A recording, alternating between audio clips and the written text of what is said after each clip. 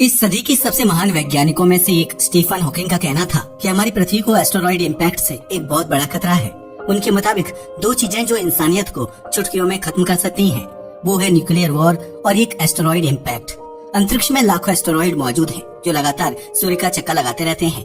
इनमें से कुछ एस्टेरॉइड्स वैज्ञानिकों द्वारा डिटेक्ट कर लिए जाते हैं। आमतौर पर इनका साइज इतना छोटा होता है कि इन्हें अर्थ बेस्ड टेलीस्कोप से देखना पॉसिबल नहीं होता।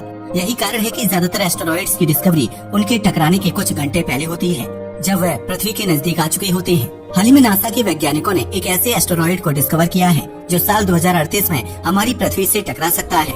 आप ये खबर कई बार सुन चुके होंगे कि एक एस्टेरॉइड हमारी पृथ्वी से टकराने वाला है, लेकिन असलियत में ऐसा कभी नहीं होता है। हालांकि इस नए एस्टेरॉइड के साथ ऐसा नहीं है। जहां नॉर्मल एस्टेरॉइड्स के टकराने के चांसेस 2 या 3% होते हैं, वहीं इसके टकराने के चांसेस 72% से भी ज्यादा हैं। इसका मतलब ये है कि यह डेफिनेटली हमारी पृथ्वी से टकरा सकता है। डरावनी बात तो ये है कि इसका साइज 800 मीटर तक हो सकता है।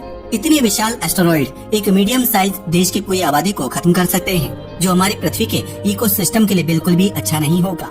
आज की इस वीडियो में हम आपको इसी एस्टेरॉइड के बारे में बताने वाले हैं। ये हमारी पृथ्वी से एग्जैक्ट किस दिन टकराएगा और क्या नासा के वैज्ञानिक इसे टकराने से रोक पाएंगे, जानेंगे आज के इस वीडियो में।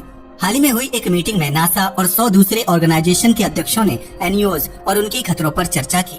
एनईओज का मतलब होता है नियर अर्थ ऑब्जेक्ट्स, यानी ऐसे एस्टेरॉइड और कॉमेट्स जो पृथ्वी के बहुत नजदीक मौजूद हैं। इनमें उन ऑब्जेक्ट्स को भी शामिल किया जाता है जो समय समय पर पृथ्वी के नजदीक आते रहते हैं। एनईओज पिछले 10-20 सालों से काफी चर्चा में रहे हैं। ऐसा इसलिए है क्योंकि दुनिया भर की स्पेस एजेंसीज ने ऐसी टेक्नोलॉजी को डेवलप कर लिया है जिनसे एस्टेरॉइड्स को डिटेक्ट किया जा सकता है। लेकिन पहले ऐसा नहीं था। एस्टेरॉइड्स प्लैनेट्स और तारों के मुकाबले काफी छोटे होते हैं और इनके पास खुद की लाइट भी नहीं होती।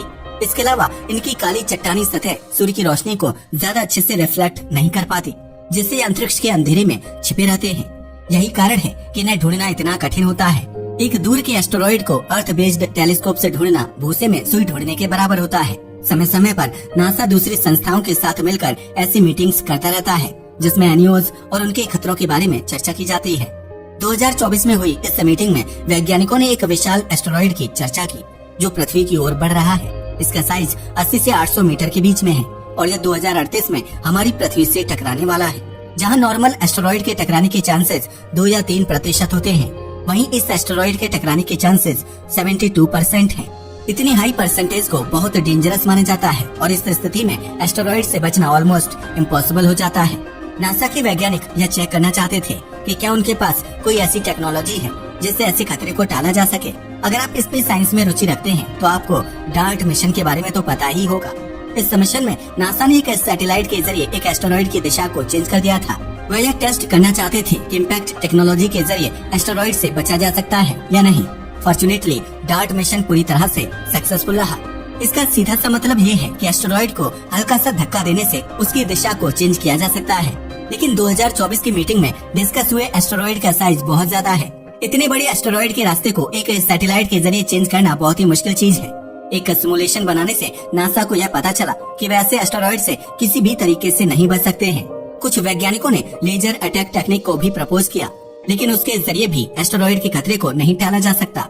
जब वैज्ञानिकों ने इस खबर को इंटरनेट पर पब्लिश किया तो चारों तरफ इस एस्टेरॉइड से जुड़ी न्यूज वायरल होने लगी। इंस्टाग्राम, एक्स और यूट्यूब पर लोग इसके बारे में बिना पढ़े ही पोस्ट करने लगे। हैरानी वाली बात तो ये है कि कई फेमस मीडिया पेजेस ने भी इस खबर को अपने अकाउंट्स पर शेयर किया।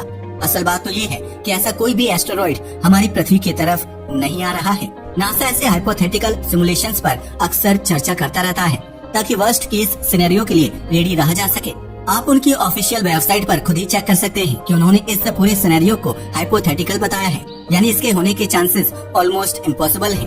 नासा अपने प्लानिटरी डिफेंस सिस्टम को अक्सर चैलेंज करता रहता है ताकि आने वाले समय में पृथ्वी को हर खतरे से बचाया जा सके। वह जितनी भी सिमुलेशन क्रिएट करते हैं वह सभी इमेजिनरी होती हैं। उनका रियलिटी से कोई वास्ता नहीं होता। लेकिन जब वह इस चीज को पब्लिश करते हैं तो ज्यादातर सोशल मीडिया चैनल उस इन्फॉर्मेशन को अपने हिसाब से चेंज कर देते हैं। ऐसा आमतौर पर व्यूज और लाइक्स पाने या गलत इन्फॉर्मेशन होने की वजह से किया जाता है। लेकिन हमारे चैनल पर आपको ऐसी कोई भी फॉल्स इन्फॉर्मेशन देखने को नहीं मिलेगी। वैज्ञानिकों के मुताबिक अगले 100 सालों तक हमें किसी भी एनईओ से कोई खतरा नहीं है, यानी हमारी पृथ्वी फिलहाल पूरी तरह से सेफ है और कोई भी एस्टेरॉइड इस पर अटैक नहीं करने वाला है। अगर आप किसी भी सोशल मीडिया चैनल को गलत इन्फॉर्मेशन फैलाते हुए पाते हैं तो उनके कमेंट्स में इस बात को मेंशन करना मत भूलिएगा। आज के इस वीडियो के लिए बस इतना ही। धन्यवाद।